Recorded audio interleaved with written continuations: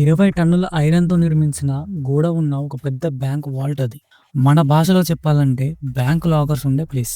అలాంటి ప్లేస్‌లో నుండి సెక్యూరిటీ కళ్ళు కప్పి 27 గంటలు ఆ వాల్ట్‌లో టైమ్ స్పెండ్ చేసి 900,00,00,000 రాబరీ చేసి హిస్టరీలోనే ఒక బిగ్గెస్ట్ రాబరీని చేసిన పర్సన్‌గా మిగిలిపోయి పోలీసులకి దొరకకుండా తప్పించుకున్న ఒక క్రిమినల్ స్టోరీ ఇది. Hello viewers, this is Kranthi. Welcome to my channel Kranthi's insights.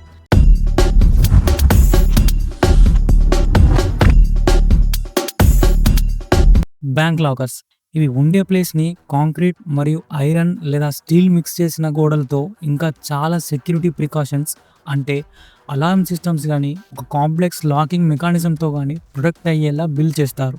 ఇంత సెక్యూరిటీ ఎందుకు అంటే ఈ బ్యాంకు వాల్స్ అని చెప్పబడే లాకర్స్లో వాల్యుబుల్ అసెట్స్ లైక్ క్యాష్ కానీ గోల్డ్ కానీ ఇంపార్టెంట్ డాక్యుమెంట్స్ కానీ జ్యువెలరీ లాంటి వాటిని ప్రొటెక్ట్ చేయడానికి కట్టే ఒక హై సెక్యూరిటీ రూమ్ లాంటివి. మరి ఇంత హై సెక్యూరిటీ ఉంటే వాల్ట్లోకి క్రిమినల్ అంత ఈజీగా వెళ్ళి ఎలా రాబరీ చేశాడు భయ్యా అంటే చెప్తా వినండి. అది 1976 జూలై 19. అందులో మనం పొద్దున లేవడానికి బిల్కుల్ ఇష్టపడిన సోమవారం.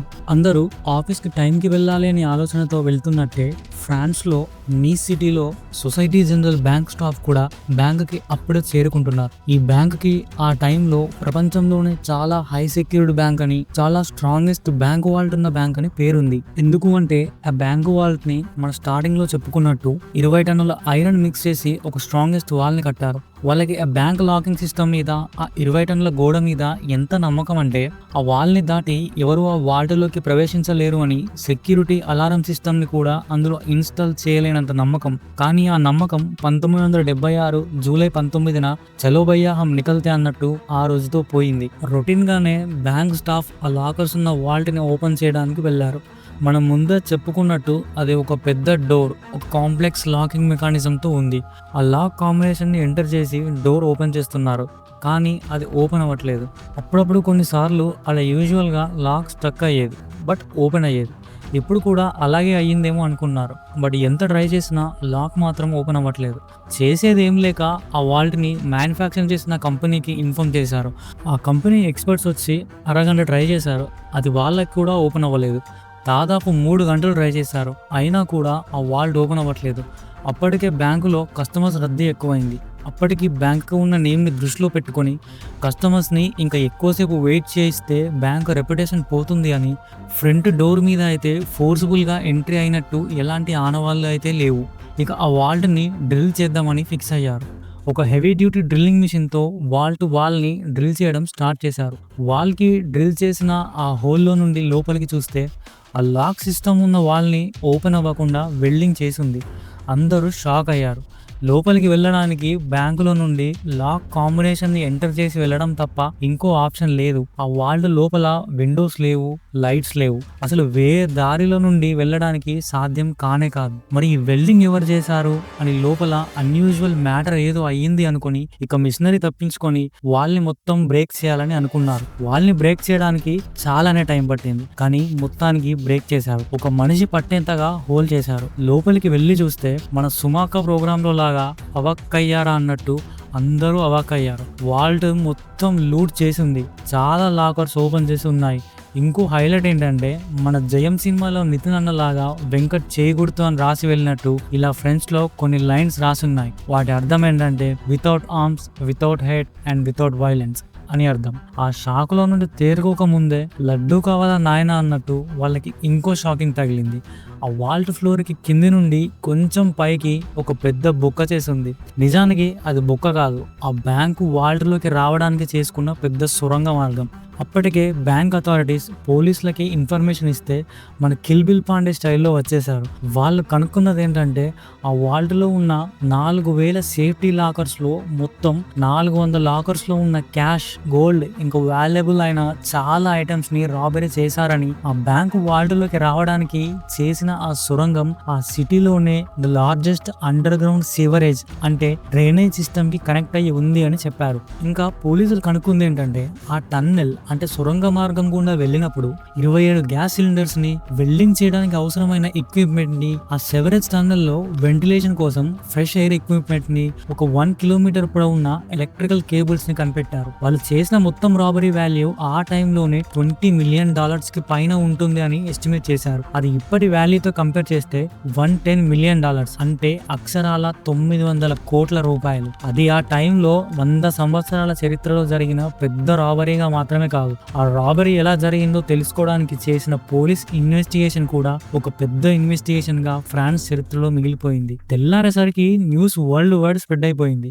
The most secured bank in the world అనే రెప్యుటేషన్ కూడా ఇప్పుడు ప్రాబ్లం లో పడిపోయింది. అంతేకాదు ఫ్రాన్స్ పోలీస్ కి కూడా అసలు ఇది ఎక్కడ స్టార్ట్ చేసి ఎక్కడ ఎండ్ చేయాలో కూడా అర్థం కాని పరిస్థితుల్లోకి వెళ్ళిపోయారు.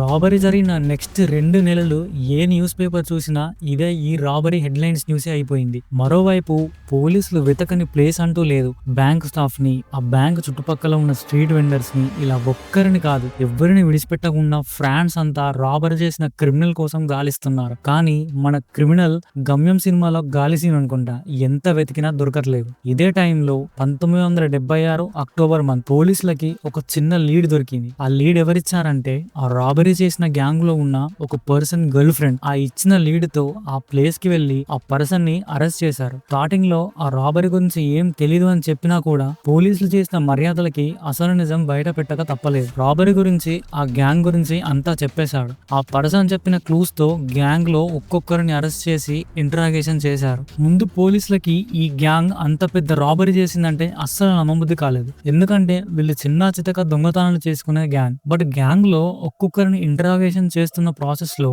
ఈ రాబరీ వెనుక అసలు మాస్టర్ మైండ్ వేరే ఉన్నాడని తెలుసుకున్నారు. ఈ గ్యాంగ్ ని రాబరీ కోసం ఆ మాస్టర్ మైండ్ హైర్ చేసుకున్న గ్యాంగ్ అని ఇంటరాగేషన్ లో తేలింది. అతన్ని కూడా అరెస్ట్ చేసి తీసుకొచ్చారు. అతనే the mastermind behind the biggest heist of the century, Albert Spaggiari. కాక ఇంట్రడక్షన్ లోకి వెళ్తే ఇతను ఒక ఫోటోగ్రాఫర్. పోలీస్ అరెస్ట్ చేసేటప్పుడు మనోడు ఎలా ఉన్నాడంటే అసలు వీడేనా రాబరీ చేసింది అనేంతగా చూడ్డానికి సింపుల్ గా ఒక చిన్న ఇంట్లో సిటీ అవుట్స్కట్స్ లో ఉండేవాడు. అక్కడ చుట్టుపక్కల ఎంక్వైరీ చేసినా కూడా మనోడి గురించి ఎవ్వరూ బ్యాడ్ గా చెప్పలేదు. అతను ఒక నార్మల్ ఫోటోగ్రాఫర్ అని, ఎవరి విషయాల్లో జోక్యం చేసుకోకుండా తన పని తాను చేసుకునేవాడు అని చెప్పారు. బట్ పోలీస్ ఇంట్రాగేషన్ లో మాత్రం అందరిలాగా నేను ఈ రాబరీ చేయలేదు, నాకు ఏ సంబంధం లేదు అని చెప్పలేదు. బాజాప్తా ఈ రాబరీ నేనే చేసిన అని ఒప్పేసుకున్నాడు. ఇంకేముంది, తప్పు చేసినోడే నేనే చేసినా అని కన్ఫెస్ చేస్తుంటే ఇంకా ఇష్యూ ఏముంటది, ఇక్కడితో ఈ కేసు క్లోజ్ అయింది అని ఫ్రాన్స్ పోలీసులు అనుకున్నారు. కానీ ఇక్కడి నుండే అసలు కథ షురు అవుతుందన్న విషయం పోలీసులకి తెలియదు. అది తెలియాలంటే